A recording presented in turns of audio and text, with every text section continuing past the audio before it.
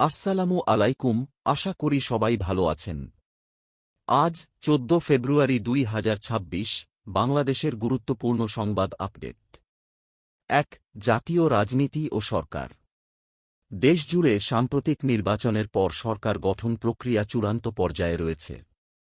নির্বাচন কমিশনের তথ্য অনুযায়ী এখন পর্যন্ত ৯৯.৬% কেন্দ্রের ফলাফল সংগ্রহ সম্পন্ন হয়েছে। ভোটগ্রহণে মোট ৪৯৮টি অনিয়মের অভিযোগ পাওয়া গেছে, যার মধ্যে ৬২টি ঘটনার তদন্ত শেষ হয়েছে। নতুন মন্ত্রিসভা গঠন ও শপথ গ্রহণ অনুষ্ঠান ১৮-২০ ফেব্রুয়ারির মধ্যে অনুষ্ঠিত হওয়ার সম্ভাবনা রয়েছে। আইনশৃঙ্খলা পরিস্থিতি স্বাভাবিক রাখতে সারা দেশে ৬৫,০০০ নিরাপত্তা সদস্য মোতায়েন করা হয়েছে। ২. আইনশৃঙ্খলা ও অপরাধ।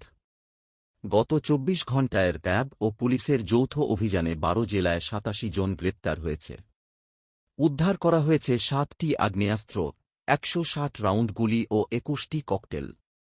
মাদক বিরোধী অভিযানে ১২০ কেজি গাঁজা, ৩,০০০ ইয়াবা ও ৫০০ বোতল ফেনসিডিল জব্দ করা হয়েছে।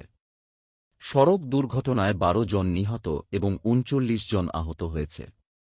৩. অর্থনীতি ও বাজার পরিস্থিতি। আজ আন্তঃব্যাংক বাজারে ডলারের দর $1 124.75 টাকা। রেমিট্যান্স প্রবাহ গত ১৫ দিনে এসেছে প্রায় $1.48 বিলিয়ন। ঢাকা স্টক এক্সচেঞ্জে ডিএসইএক্স সূচক ৫৬ পয়েন্ট বেড়ে ৬,৫১২ পয়েন্টে দাঁড়িয়েছে।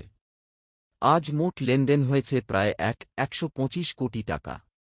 বাজারে চালের দাম কেজিতে ২-৪ টাকা কমেছে, তবে সবজি ও ডিমের দাম সামান্য বেড়েছে। ৪. স্বাস্থ্য পরিস্থিতি। গত ২৪ ঘণ্টায় ডেঙ্গু আক্রান্ত ৩৪ জন, হাসপাতালে ভর্তি ২২ জন। চলতি মাসে মোট আক্রান্ত ৩৯৬ জন। করোনা পরিস্থিতি স্থিতিশীল থাকলেও পরীক্ষায় ৫ জন নতুন শনাক্ত হয়েছে। স্বাস্থ্য অধিদপ্তর জানিয়েছে, হাসপাতালগুলোতে ৮৫% প্রস্তুতি বজায় রাখা হয়েছে। ৫. আবহাওয়া ও পরিবেশ। আজ ঢাকায় সর্বোচ্চ তাপমাত্রা ২৭.৮, সর্বনিম্ন ১৭.৯। চট্টগ্রাম ও সিলেটে হালকা বৃষ্টির সম্ভাবনা ১৫%। আগামী ৭২ ঘণ্টায় তাপমাত্রা ১-২ ডিগ্রি বাড়তে পারে। নদীবন্দরে ১ নম্বর সতর্ক সংকেত বহাল রয়েছে। ৬. শিক্ষা ও প্রযুক্তি। এসএসসি পরীক্ষার ফরম পূরণে সময় বাড়িয়ে ২০ ফেব্রুয়ারি পর্যন্ত করা হয়েছে। কারিগরি শিক্ষা বোর্ডে নতুন করে ১২টি ট্রেড অনুমোদন দেওয়া হয়েছে। দেশে ইন্টারনেট ব্যবহারকারী সংখ্যা বেড়ে ১৩.২ কোটিতে পৌঁছেছে।